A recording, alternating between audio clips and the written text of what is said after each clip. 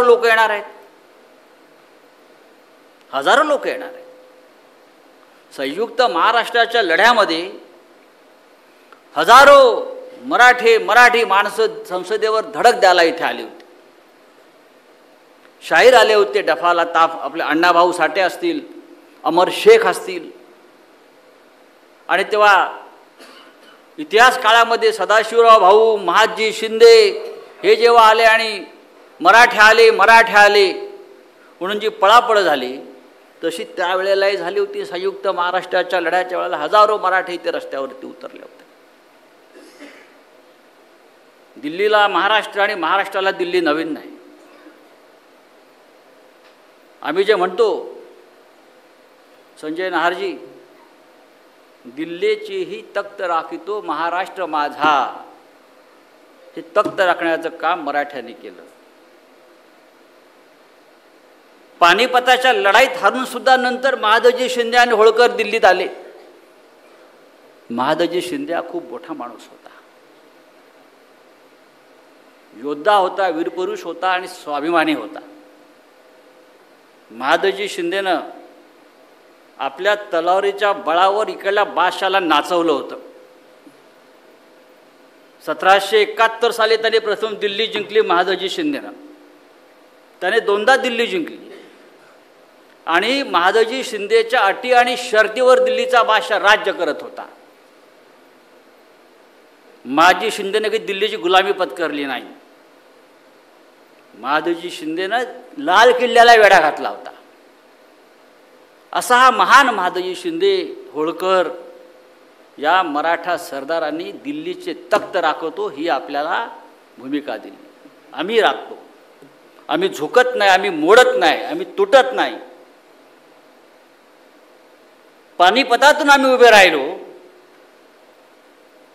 आणि दिल्लीच्या तख्ताला आम्ही आमच्या पुढे झुकायला भाग पाडलो. त्या काळामध्ये दिल्लीचे बादशाह महादजी शिंदे नेमत होते. महादजी शिंदे ठरवायचे दिल्लीचा बादशाह कोण, होळकर ठरवायचे, शिंदे आणि होळकर एकत्र बसून ठरवायचे दिल्लीचा बादशाह कोण. हे नेमायचं आणि खरा बादशाह पळून जायचा. ही मराठी सरदारांची, महाराष्ट्राची ताकद या दिल्लीमध्ये आहे, या देशामध्ये आहे. हे आपल्याला विसरता कामा नये. आज आम्ही खुजे नेतृत्व पाहतो. म्हणून जो वाद झाला तो महादजी शिंदे यांच्या मोठेपणावरून झालेला आहे. महादजी शिंदे किती मोठा माणूस, आणि महादजी शिंदेचं मोठेपण आपल्याला टिकवायचं असेल, ती ओळख आपल्याला टिकवायची. या दिल्लीनं अनेक मोठी माणसं पाहिली. सेंट्रल विस्टामध्ये सुद्धा आम्ही पाहतोय आणि संसदेमध्ये पाहिली, त्याशिवाय पाहिली. पण सांगतो दिल्ली कोणाचीच नाही. दिल्ली ही लोक येतात आणि दिल्लीतून निघून जातात.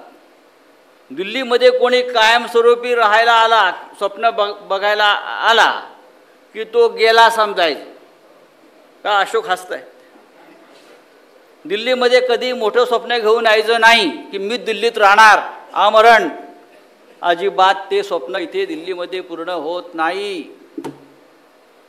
ही दिल्ली जी आहे, इथे राजा येतो निघून जातो. मोगल आले, ब्रिटिश आले, काँग्रेस आली, जनता दल आलं, आताचे आहेत, नंतर जातील. हे होत राहतं दिल्लीमध्ये. दिल्लीमध्ये स्वतःचं काही नाही. दिल्लीमध्ये स्वतःची हवा नाही. दिल्लीमध्ये स्वतःची पाणी नाही, पाणी पण बाहेर नाही येतं. बरोबर ना? दिल्लीमधली माणसंही मूळ दिल्लीकर नाहीत. येतात निघून जातात. आज आम्ही आहोत, आज राज्य केलं, 20 वर्ष राहिलो, आम्ही निघून गेलो. केजरीवाल आले, केजरीवाल गेले, बाहेरचा माणूस. कोणी महाराष्ट्रात परत जातं, कोणी राजस्थानला जातं, उद्या कोणी गुजरातला परत जाईल. थांबायचं नाही ते. दिल्ली कोणाला कायमस्वरूपी जागा देत नाही. दिल्लीची जागा टेम्पररी आहे, लक्षात घेतलं पाहिजे. तर माणूस दिल्लीमध्ये राहिलेला सुखी होतो. हे मी यासाठी सांगतो आहे. दिल्लीला स्वतःचं कल्चरच नाही आहे ना. मला सांगा, महाराष्ट्र असेल, कोणते राज्य असेल, दिल्लीला त्या राज्याला स्वतःची एक संस्कृती आहे, स्वतःचं एक लोकसंगीत आहे, स्वतःचं नाट्य आहे, स्वतःचा सिनेमा आहे. दिल्लीला आहे? दिल्लीवाल्यांना सांगा तुमचं लोकसंगीत आम्हाला दाखवा. नाही, दिल्लीला स्वतःचं काही नाही आहे. बाहेरून येतात लोक, निघून जातात. हे दिल्लीचं वैशिष्ट्य आहे. दिल्ली ही राज्यकर्त्यांची आहे, राज्य करता येतो. दिल्लीने जेवढा हिंसाचार, रक्तपात पाहिलेला आहे तेवढा जगात कोणी पाहिलेला नाही. महाभारत काळापासून, पानिपतापासून, फाळणी, देशाच्या फाळणीचे सगळ्यात जास्त रक्तपात झाला या भागामध्ये. शिखांचं हत्याकांड दिल्लीने पाहिलं. इंदिरा गांधीपासून संजय गांधी, राजीव गांधी अशी अनेक मोठ्या लोकांचं मरण या दिल्लीने पाहिलं. दिल्लीमध्ये एवढा हत्या झाल्यात, लोक असं म्हणतात कुठे तुम्ही दिल्लीमध्ये 20 फूट जर खाली खणलं तर तुम्हाला एक सांगाडा नक्की मिळेल. ही दिल्ली आहे. इथे विश्वासघात, कारस्थानं हे जन्म जात आहे. बापानं भावाला मारलं, भावानं बापाला मारलं, याला तुरुंगात टाकलं मोगल काळापासून. ह्या दिल्लीमध्ये मराठी माणूस टिकून राहिला. अनेक या दिल्लीमध्ये मराठी भाषेला स्थान मिळालं. या दिल्लीतल्या राज्यकर्त्यांनी महाराष्ट्राचा, मराठी भाषेचा कायम सन्मान केला. या दिल्लीमध्ये आजही आपल्या योद्ध्यांचे भव्य पुतळे उभारलेले, छत्रपती शिवाजी महाराज असतील, ज्योतिबा फुले असतील, डॉक्टर बाबासाहेब आंबेडकर असतील, एवढी मोठी माणसं या दिल्लीत महाराष्ट्राची आपण पाहिलेली आहे. हा इतिहास दिल्लीचा आहे. आणि दिल्लीचा इतिहास हा महाराष्ट्राला वगळून कधी होऊ शकत नाही, अजिबात होणार नाही. दिल्लीमधल्या प्रशासनात आपली मराठी माणसं कमी असतील, त्याच्यामुळे एखादा आम्हाला अजित जोशी दिसला की आम्हाला इतकं बरं वाटतं बाबा की कोणतरी आपला आसपास एक मराठी माणूस IAS आहे, IPS आहे. पण दिल्लीच्या राजकारणामध्ये, दिल्लीच्या पत्रकारितेमध्ये, दिल्लीच्या सामाजिक सांस्कृतिक क्षेत्रामध्ये आपला मराठी माणूस हा सातत्यानं दिसत असतो. पण मराठी माणसाचं असं आहे, जे बाळासाहेब ठाकरे म्हणतात, असा कायम दबलेला असतो. असा छाती पुढे काढून चालला पाहिजे, कॉन्फिडन्स पाहिजे. मी मराठी माणूस आहे, महाराष्ट्राचा, शिवरायांच्या महाराष्ट्रातला मराठी माणूस आहे. आणि ते आम्ही माननीय शरद पवार साहेबांकडे पाहतो. तो आत्मविश्वास, तो कॉन्फिडन्स, योद्धा आमचा आहे, आमचा नेता आहे, आमचा सेनापती आहे. ते महादजी शिंदे आहेत.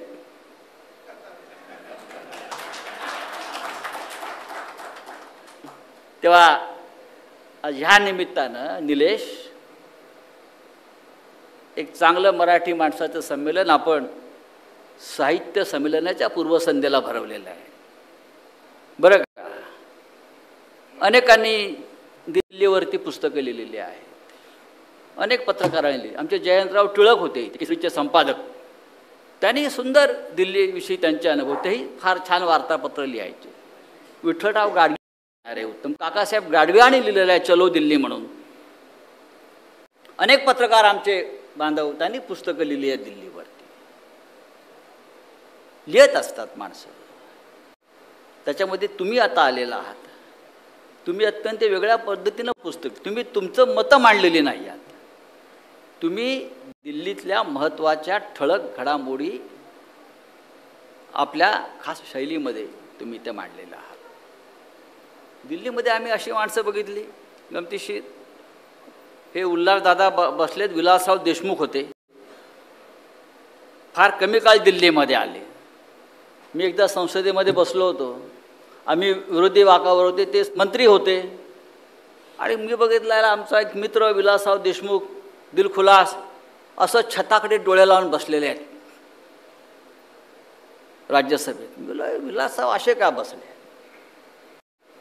मलाच करमे ना. म्हटलं विलासराव छताकडे डोळे असे खिन्नपणे बसलेले आहेत. मी शेवटी गेलो विलासरावाकडे. बोलो काय असे काय बसलाय तुम्ही छताकडे डोळे लावून. मला म्हटले काय सांगू या शहराचं, म्हटले ह्याला वेळच जात नाही, छताकडे पाहावं लागते इथे बसून पार्लमेंटमध्ये. त्यांच्याकडे खातं होतं, ते मौसम विभागाचं वगैरे त्या हां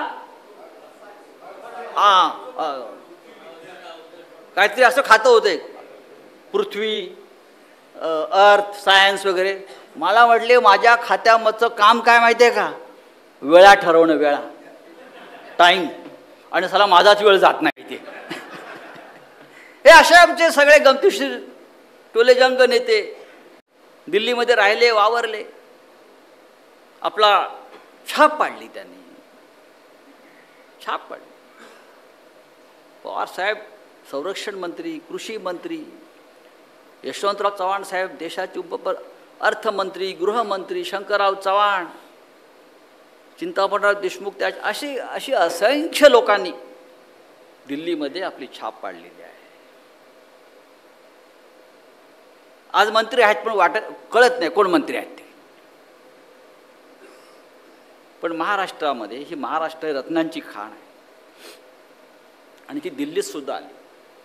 राम सुतार सारखा एवढा मोठा शिल्पकार ज्याने देशभरातली शिल्प घडवली, दिल्लीकर आहेत ते. तर अशा पद्धतीनं ही दिल्ली आहे, ती दिल्ली आपली आहे असं आपण मानलं पाहिजे. दिल्लीमध्ये मराठी माणसांना आल्यावर रमलं पाहिजे, थांबलं पाहिजे.